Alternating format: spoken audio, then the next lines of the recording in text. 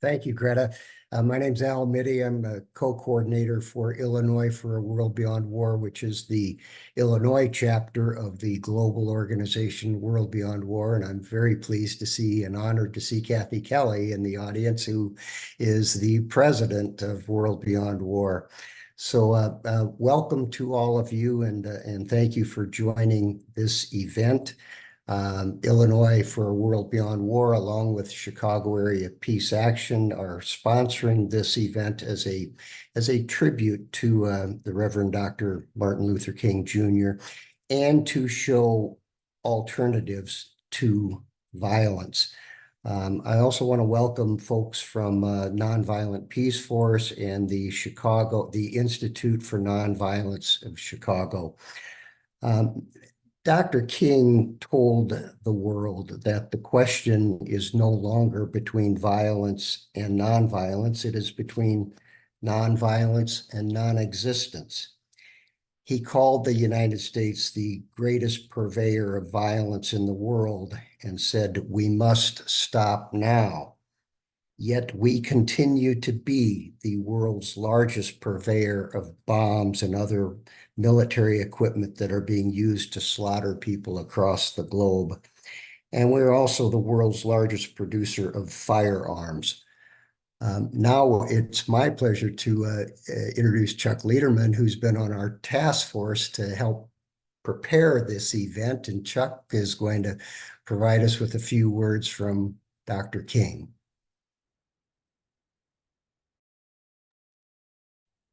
Hello, everybody. I'm going to read a passage actually from page 245 of Jonathan Ives' 2023 book on Dr. King, which references 1961, which seems deeply fitting with some of the current challenges we face and which Charles is going to address with us. So I quote, "In the spring of 1961, a sermon he gave many times, one called Loving Your Enemies, King urged his congregation to remember that Jesus' command to love one's enemies is not pious utopianism. It's practical and realistic and essential to bringing change, especially for Black people of the South. Put us in jail and we will go with humble smiles on our faces, still loving you. Bomb our homes and threaten our children, and we will still love you. But be assured that we will wear you down by our capacity to suffer. And one day we'll win our freedom. But not only will we win freedom for ourselves, we will so appeal to your heart and conscience that will win you in the process. And our victory will be a double victory. This seems to me the only answer and the only way to make our nation and our world a new world.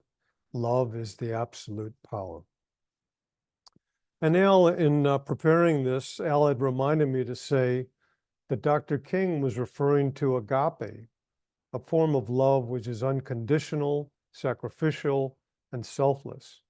It can also be described as universal love, not eros or familial love. Al indicated that he had read elsewhere that Dr. King had said something about being glad that Jesus had not told him to love his enemies, meaning that while not liking what they did, he could still love them as God loves all. So I will turn it back to Al, who is going to introduce Charles to you. Okay, thank you for that, Chuck. And what we're going to do this evening, I'll just go through just a kind of heads up for everybody. Charles Johnson with Chicago Area Peace Action is going to do a presentation on nonviolent action and unarmed civilian protection. We will also have a role play situation. We will have a little time for some questions and answers about Charles's presentation. Then we're going to go into breakout rooms, and each of us will be assigned to a breakout room, and we will have the opportunity to do some role playing with the scenario that is presented to us. So this is intended to be a learning session as well. Then when we come back to the bigger group, we'll have a little bit of time for chatting about that, the role playing, and then we'll provide maybe a little bit of opportunity for Q&A there as well. And then we'll provide you with some resources that you can use to learn more about nonviolent action, unarmed civilian protection, and so on. So with that, it's my pleasure to introduce Charles Johnson. Charles is a co-founding member of Nonviolent Peace Force's Chicago Volunteer Group. He has received certification in Unarmed Civilian Protection, or UCP. So you'll see that term. If you haven't heard it before, you'll see the abbreviation UCP, Unarmed Civilian Protection. He has received certification in unarmed civilian protection studies through the UN Merrimack College, and is trained in UCP with Nonviolent Peace Force, DC Peace Team, Meta Peace Team, and others. Charles also works as a staff member with Chicago Area Peace Action, or CAPA, which is an affiliate of the national grassroots organization known as Peace Action. So without further ado, here's Charles, who's going to take it from here. So thank you, Charles. All right. Thank you, Al, and thank you, everyone. Really great to be with you here tonight. And I'm so excited about this topic and sharing with you, and then learning what you know. And you may already be familiar with many aspects of this topic, or there might be a lot new. And also, we are going to hear a little bit from a friend with the Institute for Nonviolence as well. So very excited to share with everyone. I will start by sharing screen. Okay. So this topic of unarmed civilian protection, or UCP, as Al said, and I want to also put another term on the screen, community violence intervention, or CVI. And both of these really have a lot of similarities, and so kind of talking about them together tonight and looking at what they are. So unarmed civilian protection and community violence intervention both are nonviolent models of community safety. And UCP and CVI protect individuals and communities facing direct violence.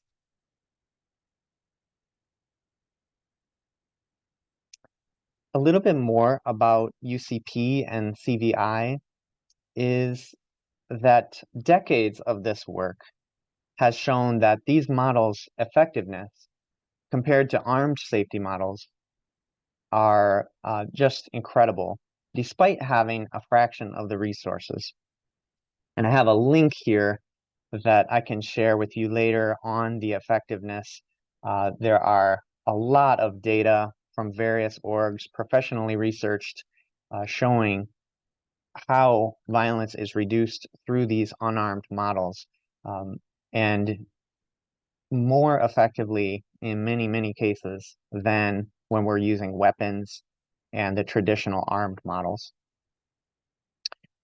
Another point is that UCP and CVI are addressing roots of violence by restoring human relationships and needs, not just restoring order, which sometimes traditional models of armed protection are talking about law and order, or the rules-based international order is a term that's used internationally.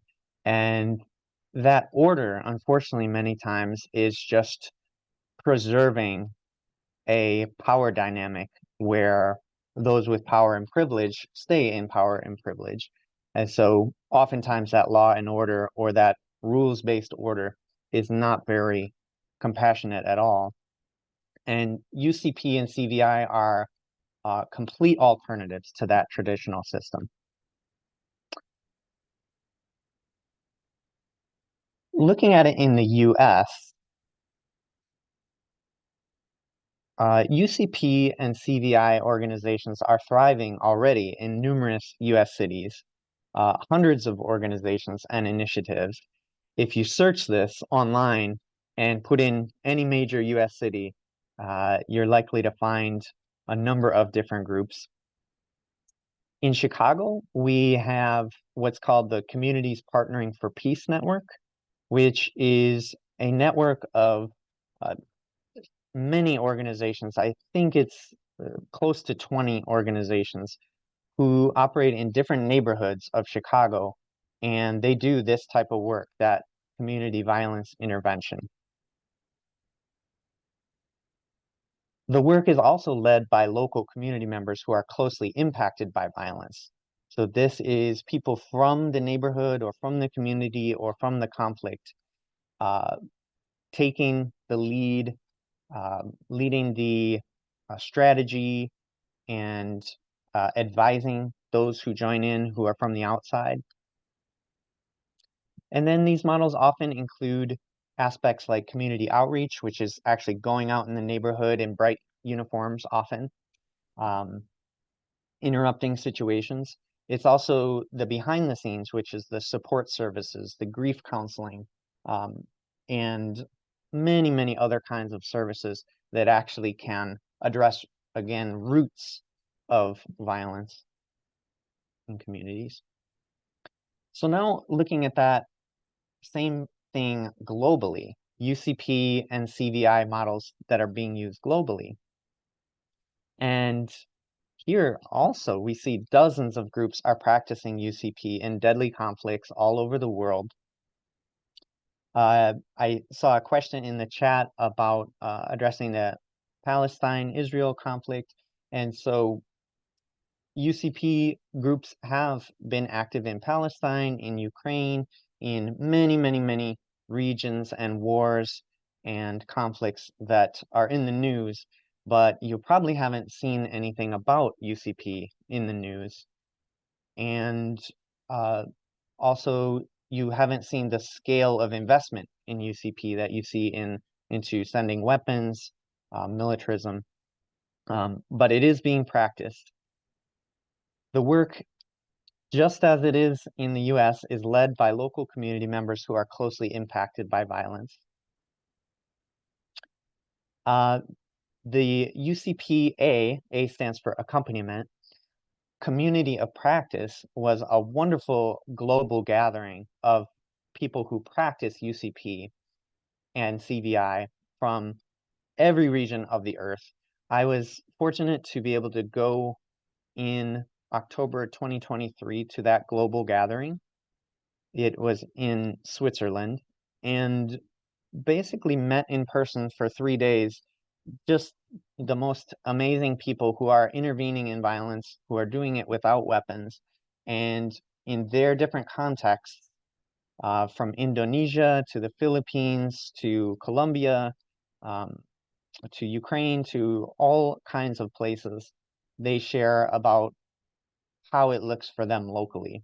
And this is an idea many of us say this is an idea whose time has come, where militarism does not address roots of violence in the ways that we see that UCP is able to. And then the scale of UCP investment is still very small compared to what we see invested into militarism and policing worldwide. And I think a big aspect is that when we are looking at how are we investing in protection, are the things we're investing in actually making our world safer? We can really see that the US has such a large role in being the world's largest manufacturer and seller of weapons and having military bases all over the earth. These are explorations of another way.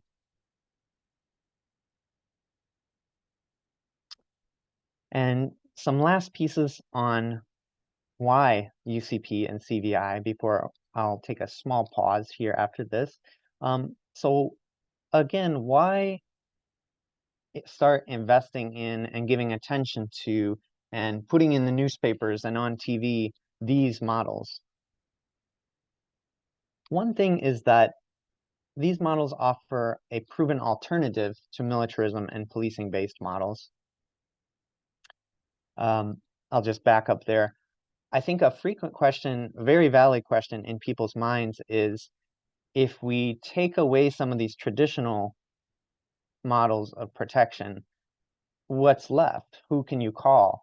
Who will answer that first response when there's an incident?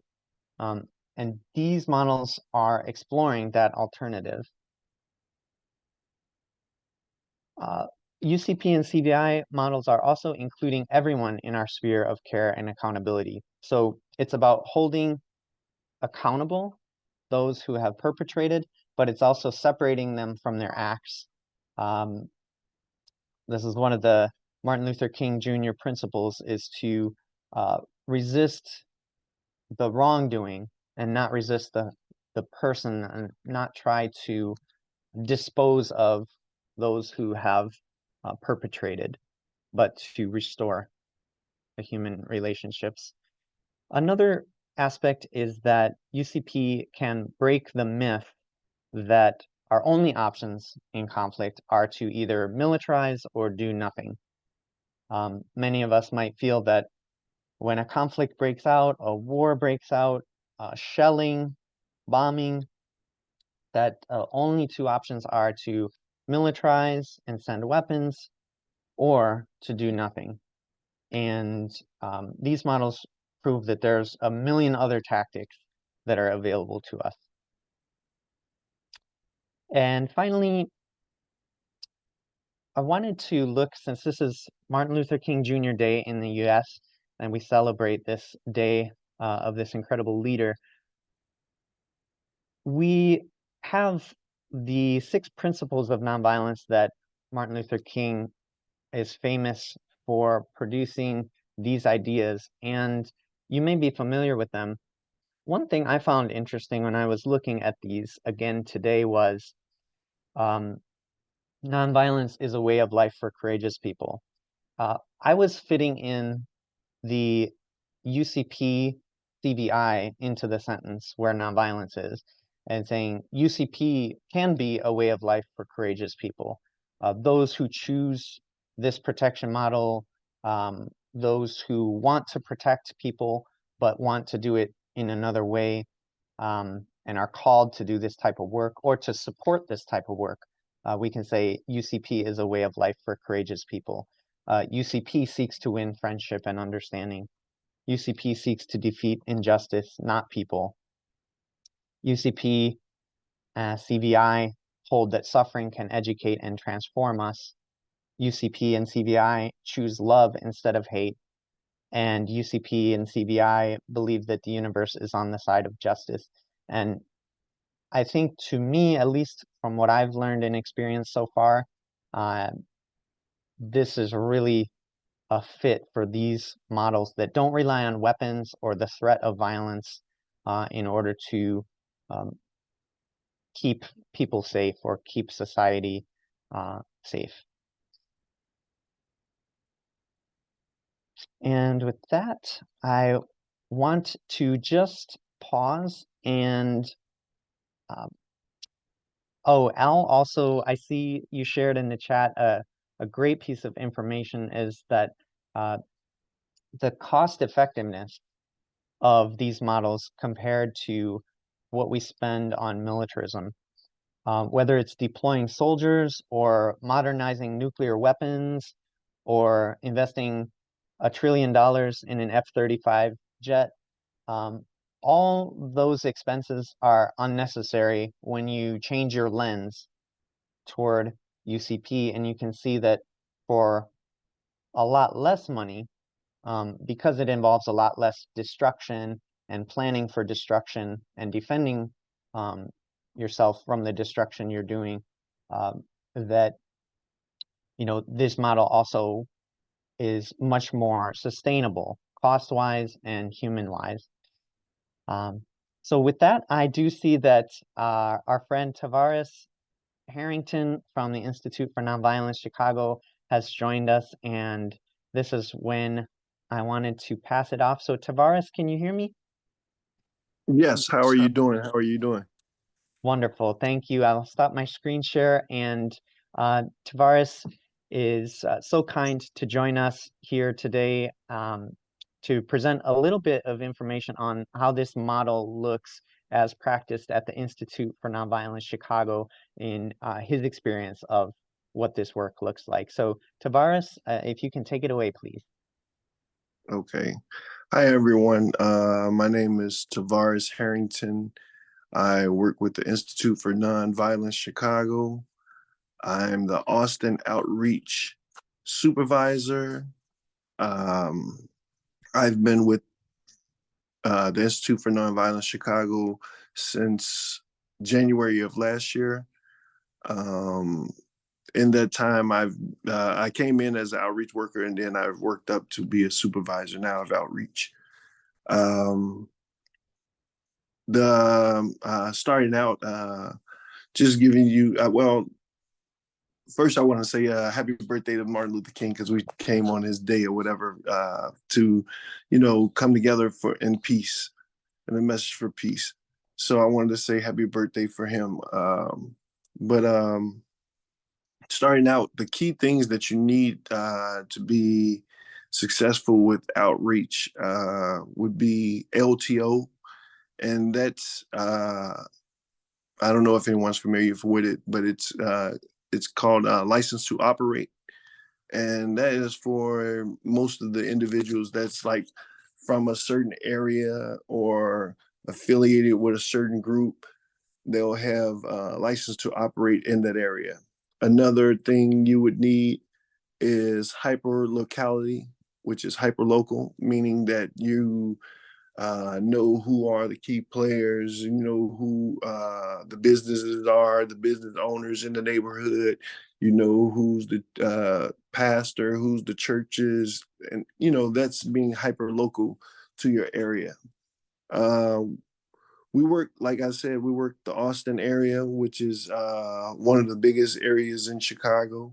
As far as neighborhood wise, we have over like 97,000 residents. We have only 13 outreach workers that's working that area of 97,000. What we try to do is we go in these areas, target areas of Austin, particularly because we work in the Austin area. But we go in these areas of target areas that individuals that are high risk or in risk of shooting someone or at risk of getting shot. So we try to target those individuals, and we try to bring them in either as a participant or try to build some type of relationship with them to combat the whole violence, the violence, incidents. What we try to do is, and that's what we do. We have in the Austin area, I think our area is broke down into 12 sectors. And in those sectors, we have key individuals who are from those areas that may have been particularly from growing up in that area, or either they were gangbangers or part of an organization in that area. So we use those as tools, as it's kind of like a Rolodex, like your network is your net worth. We kind of use our network in that sense. So we'll get a guy from an area that's a key player and we'll bring them in either as an outreach worker or a participant. And we'll work with him into trying to battle some of the violence in that area. We, as outreach workers, we offer services. We go out, and when we try to find these individuals, a lot of them are in need of things. If it's just common things around the house, or just a job, or any type of training. So what we offer them is we have 4 different programs. We have the FLIP program. This is where we have boots on the ground. These guys. These are all stipend programs as well. We have these guys where they're boots on the ground. These are key players in their area. And what we try to do is we once we bring them in as a FLIP participant, we have them, on the street with the vests. And, if they see something arising in their area, they try to calm it down. And if not, they'll call us in to try to help mediate the situation. The other program we have the Workforce Development Program. This is another stipend program. The Workforce Development Program is a program which we bring participants in, and we try to get them acclimated to the real workforce. Have them come in doing so many hours in the class where it's almost like a work scenario. They get up in the morning, they, and they have assignments and everything like that as well. It's not so much of school, but more of a work, resumes and stuff like that they do. We have the Ready program. That's another stipend program. And then we have the Hope program, which just ended.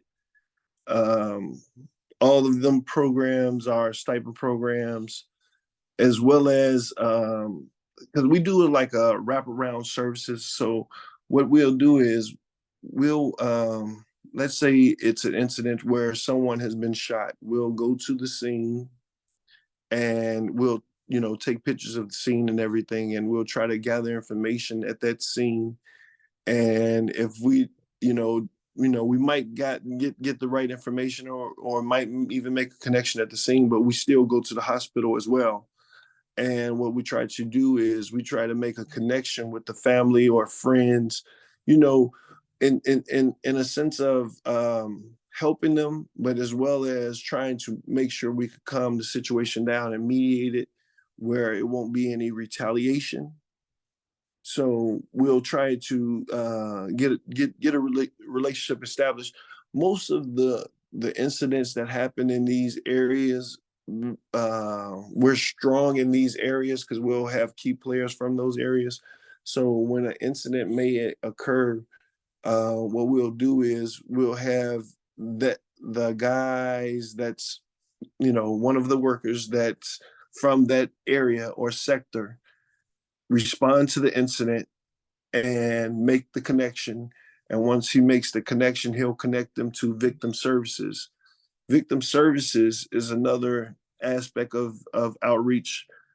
And what they do is they may help with if a victim may need bandages, help with medicine, or anything they may need help with, back and forth to the doctor, or even we also offer through victim services the recompensation from the city victim recompensation, and through victim services.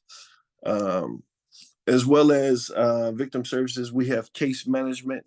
These are the case managers that handle the participants on the intake and stuff like that. And also we go to them when we need certain things for the participants. And as well, we offer them a health team, which is behavioral health, where, if someone has a psychosis or something like that, we may offer services where we could talk to them, in depth about some of their problems. I just recently was certified for mental health first aid. So these are some of the things that we're, you know, because even dealing with this, you have people where you're dealing with suicide and all these other things. You know, we, you know, just thinking about the whole aspect of outreach, we're responding to, as you may see every day, you know, guys shooting women. I mean, men shooting women, women shooting men, kids killing older people. You know, we just had not too long ago where a father had killed his son. You know, so what we'll do is we'll go to the scene. You know, in some of these, most of these cases, not some, in most of these cases, when you go to the scene, it's a hostile situation where you might have friends or family of the victim that are carrying guns. You know, they're mad, they're heated about the situation, they're ready to retaliate. So what you have to come in is you have to come in and calm everything down, get everyone on the same page, you know, let them know that there's, you know, pretty much, you know, nothing they could do at the time, you know, but, you know, we're there for them. Just calm it down and, you know, get a relationship with them, and then, you know, see how that we can move forward with helping them past that situation. So as outreach, we'll go to these situations, and in some cases we try to be, if we find out that there's a situation going on where in a target area where we know two groups may have gotten into it or had words, maybe at a nightclub or somewhere, if we catch word of it, what we'll try to do is we'll try to get those key individuals that we have on the team to go out and talk to, you know, the people that they have relationships with. And in that civilian architecture that we're building, um, it helps by having those key individuals in those areas. So as soon as we hear something, we can get on top of it, being proactive in a sense. And then if it's not so much of proactive, if it's reactive where someone has already been shot, we could pretty much get in, get some type of conversation going with either the family members or the victim, and try to mediate those conflicts. But yeah, as I said, we mediate conflicts because our relationships that we have in the community. Some of these relationships are unique in a sense because I don't feel that people that's not from the community could just come in and have these type of relationships. Also, some of these relationships are because previous ties to different organizations and tribes. So with those type of accolades, some of our workers have, it gives us a unique position with battling most of the violence that we see. So Tavares, Mhm. just for the sake of our time, we may have to continue onward, but we are so grateful to hear this firsthand experience, how it looks, how it's de-escalated, and everything you've shared just basically makes me and hopefully others more interested in finding out more about that and how to support it. Yes. I want to thank you again for coming on short notice to basically just be able to share with us that glimpse of what you do in so many aspects. Yes. Yes. And just I don't know if I had mentioned it before. The reason why I have been into this is because I lost my mother to gun violence in 1994, and I lost my niece in 2012 to gun violence. So that's where my passion comes from. And that's pretty much, yeah, that's pretty much it. Thank you so much, Tavares. Thank you. It's so appreciated what you shared. And Orion, our friend who's also with the Institute for Nonviolence and with Chicago Area Peace Action, I think you wanted to briefly touch on a couple of pieces as well. Is that correct, Orion? Okay. Yeah, so hello everyone. My name is Orion Meadows. I am with the Institute for Nonviolence Chicago. And Charles, he wanted me to speak, but I felt like it would be I think that it would have been more, I guess you could say, direct with having someone who was actually an outreach worker. So I wanted to answer some of the questions here for you though, that I saw. So starting here, let me go move up a little bit, scroll. So we have a few messages in the chat. All right, let me see. I'm trying to get to the first one, guys. Give me a moment. Having a little problem. So, okay, so you asked who or what entities provide financial support for INBC? Well, I know that our fiscal agent is Metropolitan Family Services, right? And then I know that for nonviolence training, the MacArthur Foundation has provided us with grants. Now, I will say this, for those of you who do not know, our organization has been in Chicago since around like 2015, 2016. But our executive director, Tenny Gross, and you can look him up, he came from Rhode Island. And initially he was an Israeli soldier. He got involved in outreach work in Boston, then went to Providence, Rhode Island, and you can look up the Institute for Nonviolence, or rather the Nonviolence Institute. There's one in Providence, Rhode Island. And he came to Chicago and started the Institute here. So I know that the MacArthur Foundation, Metropolitan Family Services is our fiscal agent. And then we also have different organizations and groups who donate. Now, let's see, I'm just looking at some more. So one thing that I do want to say is this, right? When we're talking about militarism, people hear the term or the phrase defund the police. This is what this looks like, right? Defunding the police by allowing the people from the communities who are mostly impacted by the violence to be able to go out and make a difference. And so what's happening is you're reallocating those funds to the community where the people who are being impacted by it the most. This is also a way that you fight mass incarceration, because I'm almost certain that everyone here understands the impact that broad militarism had right here in our urban community.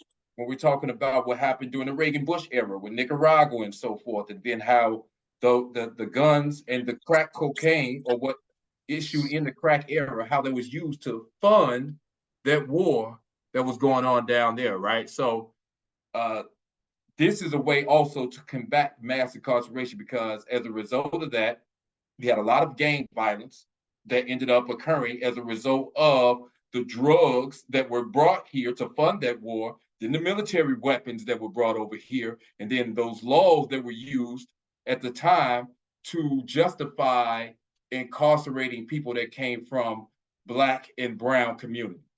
So if that helps, let me see. What else do we have here? I know there were some more questions. So I do the training, actually. So nonviolence training. That's I've actually trained Tavares, and I train our outreach workers. I train our staff, even admin. Everyone gets Kingi and nonviolence training through me. Charles has I actually met Charles before I was at a training. I was actually participating in the training before I became the trainer, and I met Charles. That's how our relationship began. And then let's see. So also all of the different programs, I also train those workforce development participants, the flip participants. I train them, the outreach, everyone. So I think, let me see, I'm trying to get through all of the questions. So that's some of the training, but also we have cognitive behavior training as well. All of our staff have gone through that. We go through different trainings that other organizations have as well, that we feel that are necessary or that would assist us in the work that we do. Like myself, I went through circle keeper training because they felt like that would help me and provide me with tools as a nonviolence trainer. So those are some of the trainings that we go through. I think also we went through, I can't think of the training right now, but first response, like first responder training, where we would learn about how to do CPR and how to, help people when they have injuries and bandage the wound and things like that. So we went through that as well, because even though I'm a trainer, I don't do outreach in the sense that Tavares does, but they're out and they're in the community, and sometimes they're around people who may end up being injured, or some of the staff members. Now, one of our flip participants did get injured, was shot. I know that one of them was shot, and then I think another one lost his life, but this was before I actually became a member. So just to answer those questions as well, one of our flip participants, and then I believe there was another staff member. I heard the story about a staff member actually losing his life. So that's what I know, right? The data, let's see. I know that he can answer that. I'm just trying to get through some of these, and I hope that I have answered these sufficiently for everyone who's been asking these questions. You're doing a good job of making my job easy at the end. Just real quick, one question did come up. Are there other neighborhoods in Chicago that have similar programs? Yes, so target area development. So if you guys, so we're in West Garfield, we're in Austin, and we're in the Back of the Yards community. If you're familiar with the Chicago area. Now, with that being said, I myself, I'm not even from any of those communities. I'm actually from Auburn Gresham. I went to St. Sabina. So if you guys ever heard of Michael Flegger, I went to Michael Flegger School. Right there in the community, we have target area development. They do the same work. Let's see, Chicago Cred. There are various organizations that do the work. The difference, and we like to hang our hat on this, right? We like to brag the difference between our organizations and all the other organizations that we have Kingian Nonviolence in Chicago. And so what that means is this. Tavares may go out and he may do outreach, and he may find someone in the community. He brings them to the Institute. Now what happens is they are introduced or exposed to Kingian nonviolence, because if you just, the violence interrupters, don't want to forget about them. T.O. Hardeman and those guys, they've been doing wonderful work. So if you interrupt the violence, what happens is you buy them time, but if you have not shifted that paradigm, then what's likely to happen is they're going to find themselves in that situation again, or one that is worse. So after Tavares does parts of his job by bringing them to the Institute, then they're brought to me and some of our behavioral wellness staff to try to introduce them to some of the cognitive behavior tools and Kingian nonviolence, because it is a way of life. And so that is the difference. Not the other groups do their work well, but the foundation is Kingian nonviolence, so that we could try to shift that paradigm and eventually help them grow into a nonviolent way of life. All right, thank you so much, Orion. And I think now for our time, we should step to our next piece, but really helpful to hear those direct answers to questions. We will be available as well by email and even after this call if there are other questions coming up. We're also going to be able to answer questions about how do these practices look like in other parts of the world as well. And you'll see a lot of similarities in things that you're hearing from rumor control, getting to where people are and verifying things that have happened, and some of the techniques that are used around the world. And pretty much this model oftentimes has sprung up in various places and has become formalized over the last decades. But it's something that has appeared where communities have found this way away from the armed way of domination. So really appreciate what you shared, Orion. And I just want to take a couple of minutes to start setting up our role play activity for tonight. Now, this role play is just to give you a taste, a beginning taste, if you're not familiar with one simple part of a technique, a de-escalation. And this is not the full picture of what violence interruption and unarmed civilian protection is, but it's one aspect that people like Tavares spoke on calming down situations and getting people onto the same page. So we wanted to offer you a scenario that you can walk through in a group of 5 people in breakout rooms.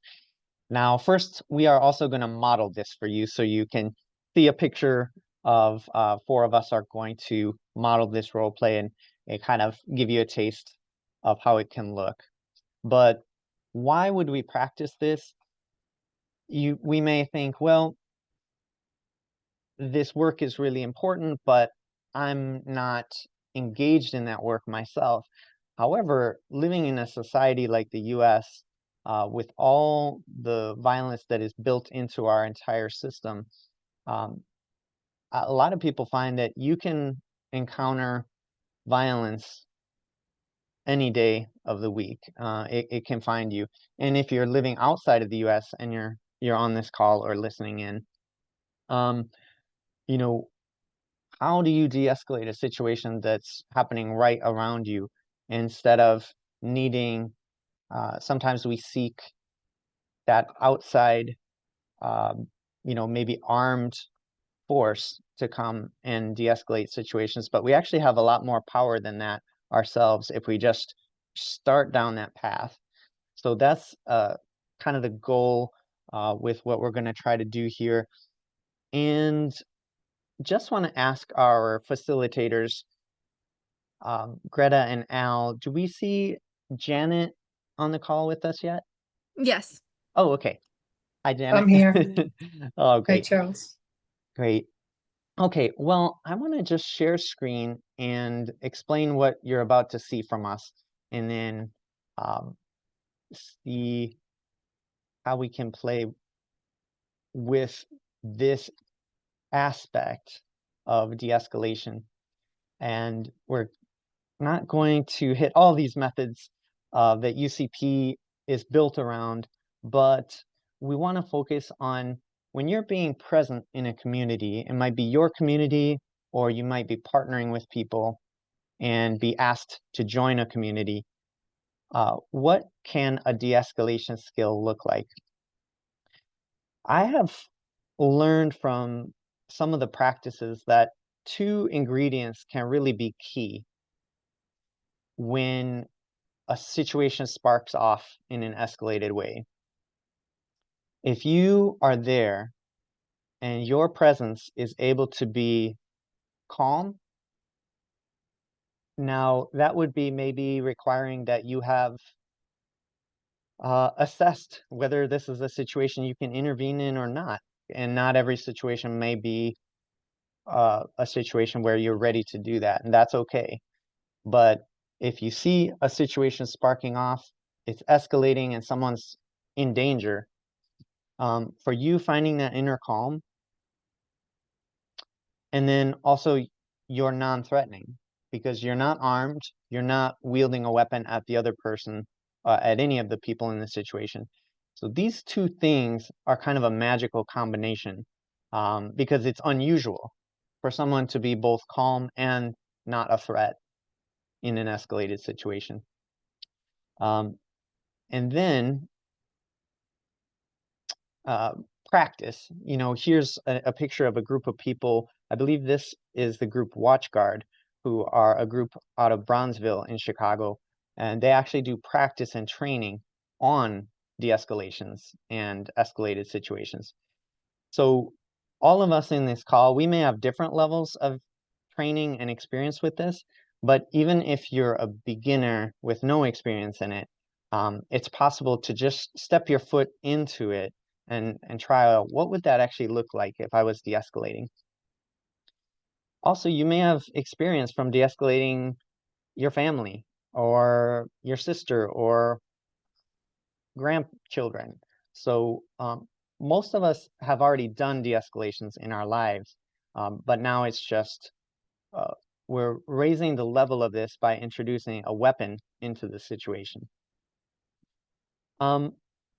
We're going to give you just three pieces, three possible things you can use as language in this de-escalation.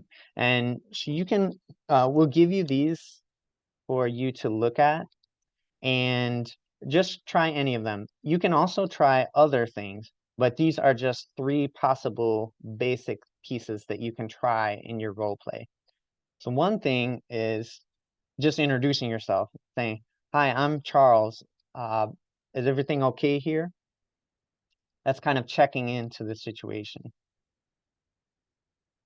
Another thing that can be tried is some rehumanizing phrases.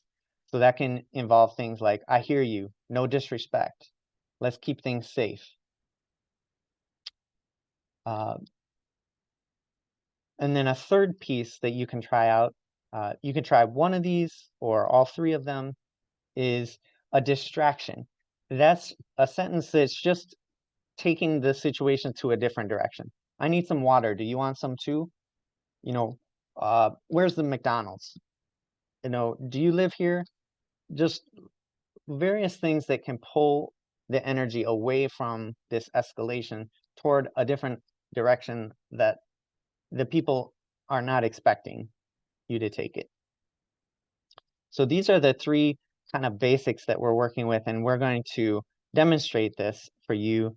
And so let me just stop my screen. Oh, I'm going to go one step further here.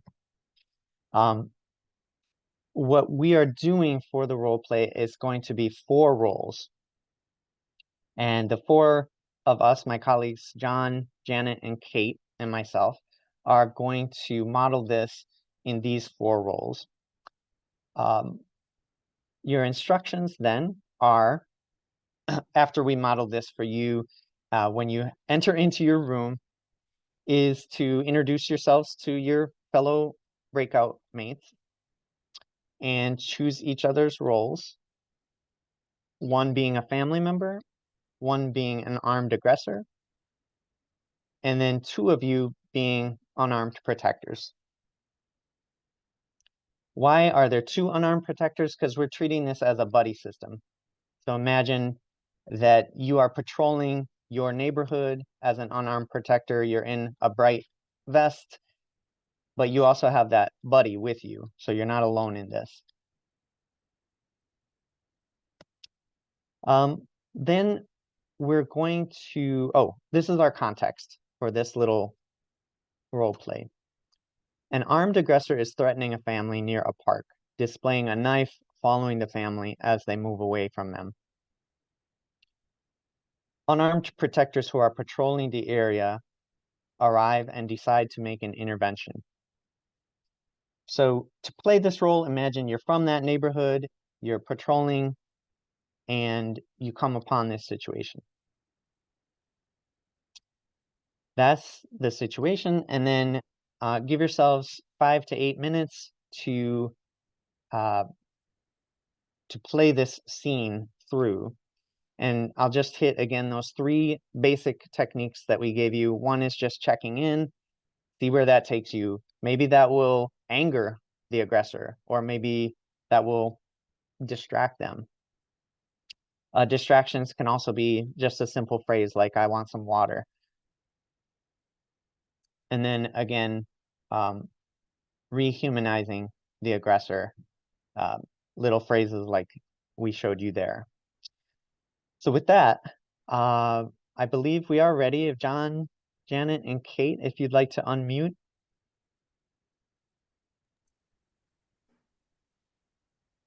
Okay. And I'm going to see, are we all ready, John? Yeah. Good. Okay. All right. In this role play, Janet is our armed aggressor. Kate is our family member, and then John and I are playing the unarmed protectors.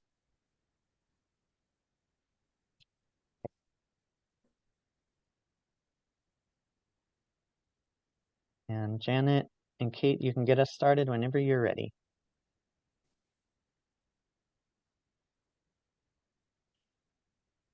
Janet, you're on mute. Oh.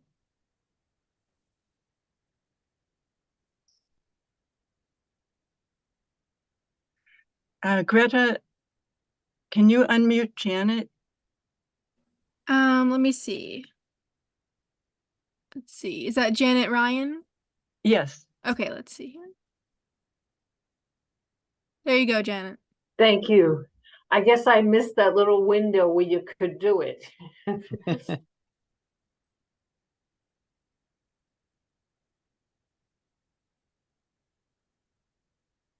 Okay. Ready? Okay, Janet. All right. Hey, lady, come back here. Hey, Hey, lady. What? What? Yeah, come back here. You kid took my hot dog. What? No, I no. want My kid my has hot his dog. own hot dog. You He kid has took, mustard on it. He has ketchup on it, just like he likes it. Go away. you kid took my hot dog at the stand and I want it back. Nope. He didn't take it. Lady, Go away. don't make me use this knife. Just give me the hot dog. Huh. All right, James. Hey, don't know. hi everyone. I'm Charles. Everything okay here? No, this lady's kid just took my hot dog. And he pulled a Okay. knife on me just now. And my kid doesn't have his hot dog. All right. Okay. Yeah. So, yeah. Do you want to grab a hot dog? Is that what's happening here? That kid took my hot dog. Who are you anyway? Okay. Get out of my way. Just, Okay. I want to get my hot dog. Yep. Okay. We're good. We're good. No disrespect. Just, I was looking for where you buy a hot dog. Is it at the end of the block? We just got him at that vendor over there. Yeah. Okay. Hey, Alright. I'm John. I'm with Charles here from Nonviolent Peace Force. Ma'am, would you and your son mind just coming over here? Can I just talk to you guys for a second? I actually see as the new Jordans on. I actually have some questions about those. Can you just Okay. walk over here with me for a second?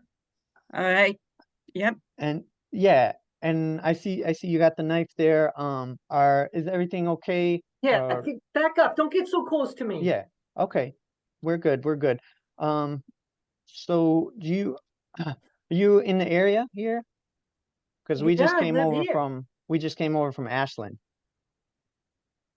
Yeah, Okay. you Do you stay, need are you from around here? yeah, do you need anything? We've got Yeah, I need my got some chips. meal. I'm starving. Okay. All right. Listen, I don't know who you guys are, but just get out of my way. I don't want to use this knife. Right. Right. It sounds like you don't know who we are. You're just wondering why we're interfering with you. We're just getting in your way, and it seems like that's annoying you, right? It is annoying me. Because you just want your hot dog, right? Yes. Okay, let's see how we can work something out here. So You have you gone hot you dog stay to this around place here? before? What? Have you gone hot dogs at this place before? Yeah, every day I get a hot dog here. What do you usually get on it? It's the best hot dogs in the city. The best in the city? Yeah. So I see that you have a knife on you. Do you do that? Do you feel unsafe sometimes? Is that why you carry a knife with you? Yeah, it is unsafe. And then people steal your food and people steal your belongings. That That's why I sounds got a pretty- knife. Yeah, it sounds pretty scary. Has this happened before you? Yeah. So, It's the way I Been live. over here for years, or are you new? Yeah, I've been here. Okay. Who are you guys? What are you doing? Okay, so let's stop it there. And so what did we see here? So hopefully what you saw was it's ebb and flow, and it's not perfect, and it's not clean. And we don't even know how de-escalated she was. But one thing that we wanted to do was draw the attention and the energy away from that family member who was initially involved. That's one possible way it could go. Now, of course, there's training that we can do, training in person, and there can be, you might hear feedback from someone else and say, I don't think, I'm not sure I would have gone that direction with it. And that's okay. We're encouraging just step into it and try it out, and find that trust within yourself that you can get to a redirected energy. Because that's what when we look at rolling up to a situation, we can either bring it to an escalation, which often a gun will do, or yelling orders at people will often do, or we can bring it to a de-escalation. And that's the experiment that we're trying to do here. Okay, so I'm going to share those instructions with you again. And any questions before we pop you into these groups and give it our best shot?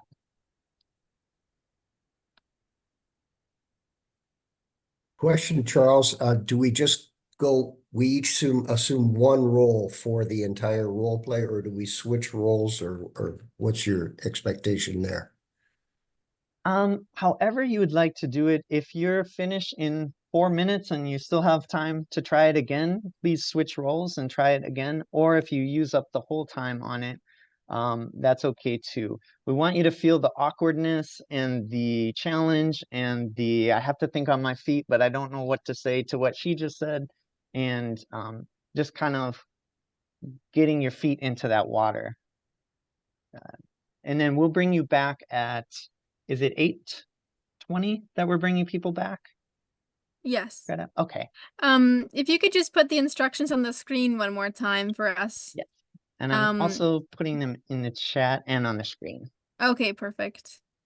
And then you said you want 5 people per room? Yes. Or 4? Like, maybe we you can wanted clarify to, the role of the 5th person. Yeah, great question. If you are an extra person in the room, you might be able to either be another family member, or another, just an observer, a passerby. So if there's someone who doesn't feel called to step forth into the role, it's okay to do that as well. But hopefully you'll have at least 2 unarmed protectors and the armed aggressor, and then play with the dynamics of that. Assign yourself to one of those roles, and then there is your scenario again. We have then those suggested techniques, but you can use any other techniques that you want. And the aggressor can be as aggressive or passive as you want. They can continue to escalate, and that's okay too. This is a safe space to try this. It can be triggering, and I apologize for not having a warning up front about, violence is a serious thing, and especially if we've experienced it and it's been close to us. If you need to change the scenario or just sit and listen, that is totally fine as well.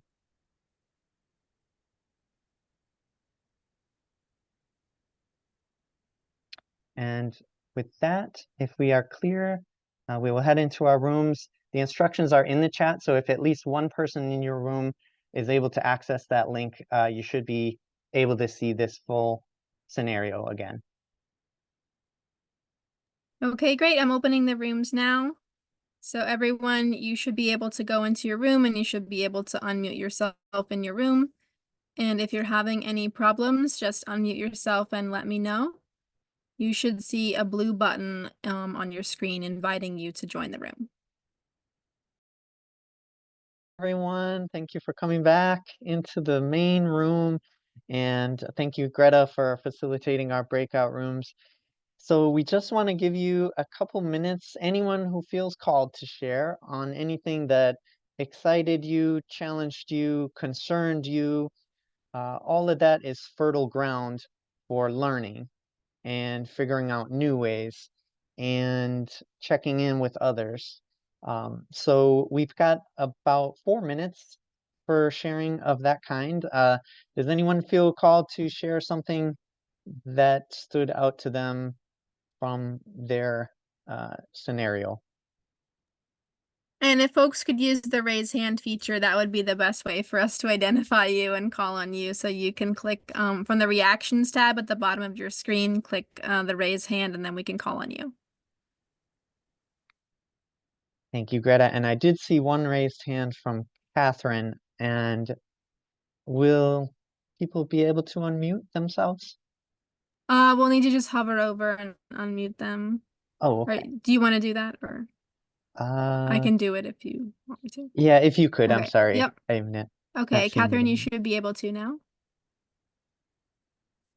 I was just going to say, Wendy worked very, very diligently as an interrupter. Thought she did a great job. All right. Thank you, Catherine. We have a great question in the chat from Kim. Does anyone else, Kim, do you want to share that out loud, or Anne also has a raised hand? Kim, you can unmute if you'd like. Okay. I was just curious what you would do if you were trying to distract and the situation continued to escalate. What I just don't know the next steps to take, even though you're trying to ask questions but they just keep going back to, focus on whatever they're feeling threatened by, or just curious. Yeah. That's a great question, Kim, and it could go very escalated. A person might really, what you're trying with them might make them more upset in some cases. And even if you try pivoting to a different tactic, I guess I would say for now, there are more in-depth trainings that sometimes we are going to share some resources. You can do trainings in which you'll learn a number of different pivots. Some of it is about moving your body, creating more space. It might be just choosing to exit the situation safely.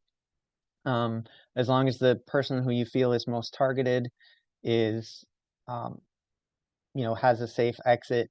One of the things is that it's not so much about stopping people from yelling or expressing themselves, but stopping physically unsafe things from getting out of hand. But it's a great question, Kim. Should we go to a question? Anne, I think, had a raised hand. Let's Oh, see, you're Anne, I muted, don't Anne? see your hand anymore, but you can unmute if you still have your question. That was the question that came from our group, so you addressed it. Okay. Okay, Bob, you're next. You can unmute.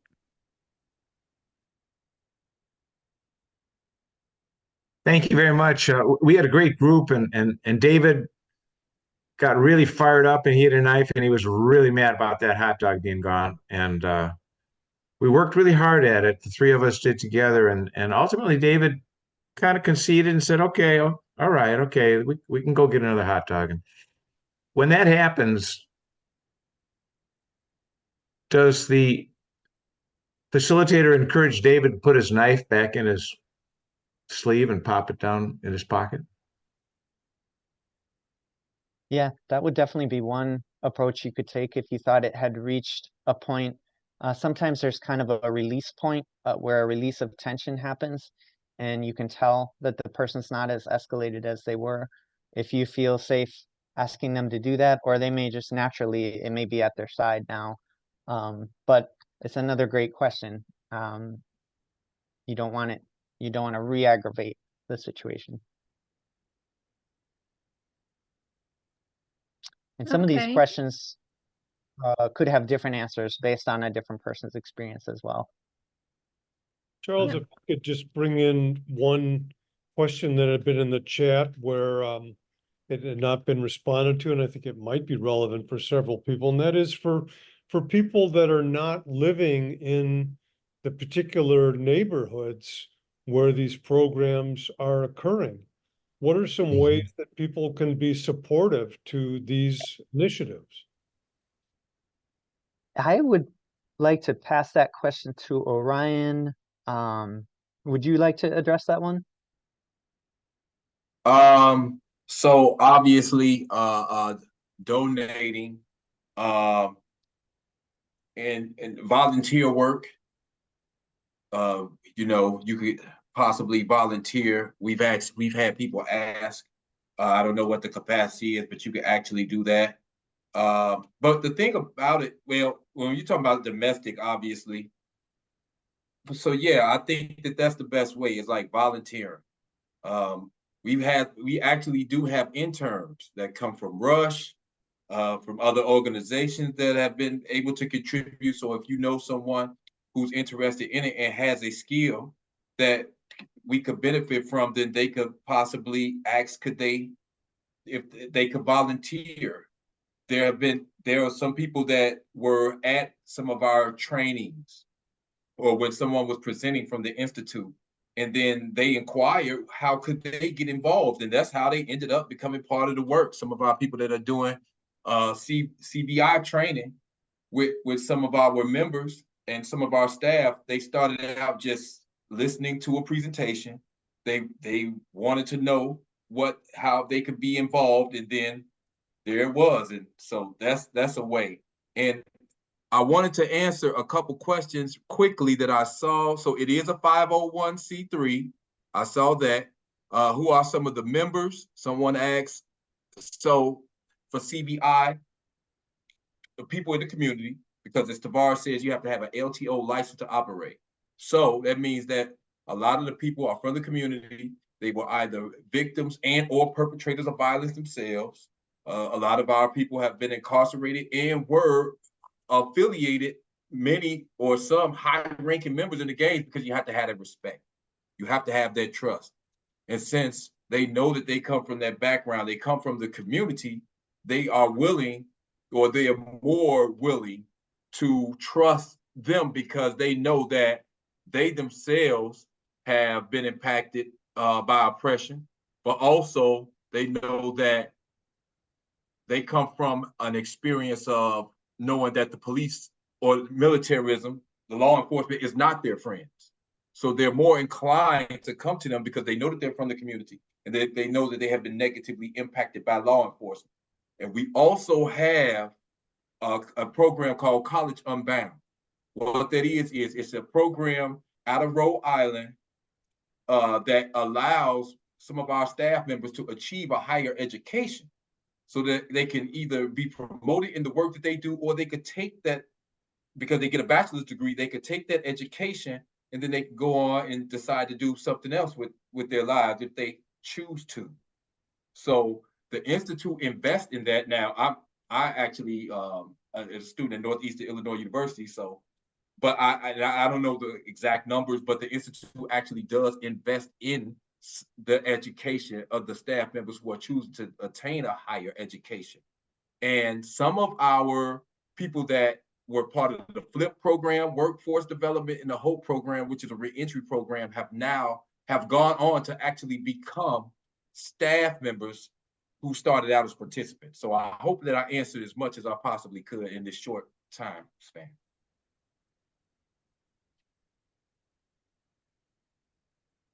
Thank you, Orion. Thanks so much. We will also be available. Some of us are able to stay on a little bit after the call if anyone had further questions, and we will share our emails if there were other questions as well. Two quick things I wanted to share were also that if you're interested, Nonviolent Peace Force Chicago, we meet every month, and we study these kind of things, and we study groups like the Institute for Nonviolence, and try to discover what we can do, especially providing safety at protests, at election time. Those are some of the things that our group is currently focusing on. Chicago Area Peace Action is also available for those who would like to counter militarism and climate harm from that angle. And then I think Al's going to share with us maybe more about how to get involved with World Beyond War. But am really just so grateful for all of your time and energy tonight. And yeah, after we close the call, some of us will be on still if anyone wants to stay a little bit further. And with that, I think I'll hand it back to Al. Oh, okay. Okay. Thank you, Charles. Charles. Jeffrey, your hand is raised. Do you want to ask a question? And as Charles said, some of us are able to stay on for conversation about our chapter of World Beyond War, what we're doing in Illinois. I hope you would consider being on our email list and helping out. Helping out means give us your name. We do advocacy. We do educational work. By advocacy, I mean, letters to the editor or appeals and lobbying, if you want to call it that, to members of Congress and other decision makers. We want to remind the public, teach the public that the U.S. Media, the mainstream media, generally takes a pro-war position and a pro-militarism position, and we want to be a counter to that. So we would welcome your participation by simply being on our email list or or consider being on our steering committee or being active in our organization. So, and we'll stay on as Charles and I mentioned. Jeff, do you have a question? All right, Chuck, first off, can you unmute Chuck? And he said about my question is, I mentioned about my idea, an idea I suggested that, sorry, I got autism, so okay. it's getting a little. Perhaps, yeah, perhaps we could talk about that in the follow-up. Yeah, because I thought you guys can, especially World Beyond War can help support this idea to help end not only end the conflict between Israel and Palestine, but also to help pursue it to peace. Because I think a Jewish state, the Holy Land, is not a Jewish state, nor a Muslim state, or even a Christian state. It's all three into one, because it's the birthland of the religion of Abraham. Yeah, and I think you have an audience here, or a group of folks who would agree with you on lots of these things. It's obviously a horrendous, horrible situation that's going on in Gaza, and now expanding to the continuation of or expansion of violence, more violence even in the West Bank, and the potential of spreading into Lebanon, and the explosions in Yemen and all of that. All of it's horrible. We agree that a solution needs to be, there needs something. What's going on is only going to get worse, and it needs to stop. We could, and that could be something that we might want to talk about for an upcoming session for our chapter, or for Illinois for World Beyond War, or World Beyond War as a global organization. I would encourage you, by the way, to go to WorldBeyondWar.org. Greta works for World Beyond War, and World Beyond War takes some very strong positions with regard to the situation in the Middle East, and I think you would find an audience to hear views and a way to share your views with others. You mean tell Greta that the Holy Land is not like tell Greta that the Holy Land is not a Jewish state, not a Muslim state, not a Christian state, but an Abraham state, because it's a father of like that. Well, Greta's on the call, so Greta's here, so she's seeing both your question, your comment in the chat, and would would understand I think there are a lot of folks associated with World Beyond War who understand the complexity of the situation and the need to stop the violence and the slaughter that's going on. I'm working hard with this thing. In fact, I'm even trying to not only create a flag that symbolizes all of Islam, but also try to combine the three flags into one to represent the new Holy Land. Yeah, and that's, again, I want to come back. We have, if you don't mind, because Charles and Orion and Tavares have they're expert. I don't mean that they don't share the view, but I mean that their expertise and the point of tonight's session is regarding, how do we deal with violence also at the local level, as well, and in situations of violence that we as human beings will encounter, as certainly they are all over Israel, Gaza especially. But I'd like to keep it focused on the topic for this evening, and perhaps you and I could chat later.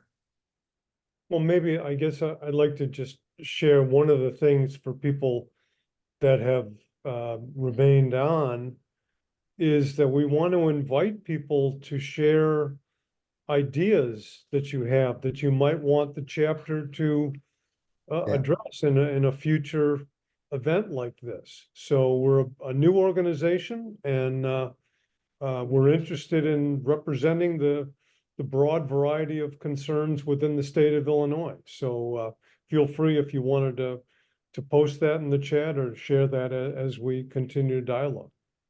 Yeah, thank you, Chuck.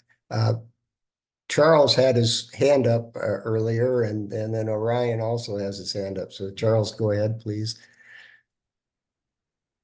Yeah, I just wanted to ask those who are here, do the young people in your lives, like, people who are still under 18, do you think for the most part they are familiar with violence interruption as a concept, as it happens in the US, and that it happens also in other regions all over the world? Do you think young people in your lives know about that?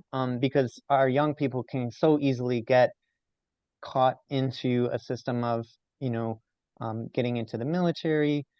It's something that sometimes is an avenue that is pushed in schools, to get people recruited. And the military, the U.S. military, is currently struggling to fill its recruitment numbers, but it's trying to think of ways to do that. So, coming up with enticements and stuff like that. So I was just curious if, the young people in your lives know about other alternatives.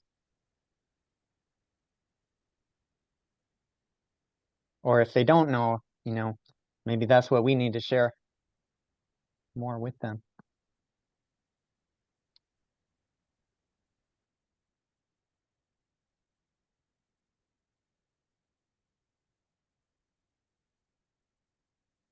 No, Orion? I'm Go ahead. glad you said that too. I agree. That is a way. When someone asks, how could you help? That is one way, getting that information out there, so that people become more aware of CVI and the positive impact that it's had, and how it's actually a way to counter militarism. Also, finding a way to articulate what's going on, the cause, and being able to connect it to what's happening in our community as far as like oppression, militarism, and so forth, and how it impacts our community. Because I'm a little more, I guess, aware or well-read, but there are some people who do the CVI work, and some people in our community who may look at what's going on abroad and say, well, how does that relate to us, right? Because we're worried about what's going on with the gun violence, the gang violence, and the drugs in our community. How does the situation in the Congo or the situation in Palestine, how do these things connect to us? How are they relevant to us, and why should we care, right? Because so I think that if with the information that you know, that being articulated to them and showing how those things are interrelated, I think that can help as well.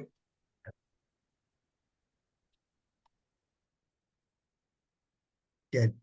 Kim, you have a question Um, yes, or I comment or was just whatever? going to respond to what Charles said. My children are just a little bit older than 18, but I don't think that's something that's being taught. And I'm hearing more and more about teaching emotional intelligence in school and how to recognize your emotions and how to deal with those. But I think it would be equally important to teach something like this. I mean, it's a massive undertaking, but you have to start somewhere. And even having the role playing like we did tonight, I think that's just such a powerful tool to teach young people, especially with it seems like just an increase in violence arising at randomly. You never know where you go that it might happen. I just think that would be an extremely valuable thing to start um, developing some sort of something to teach to school children.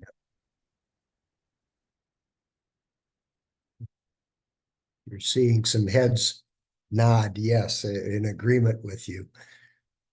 Thank you for that, Kim.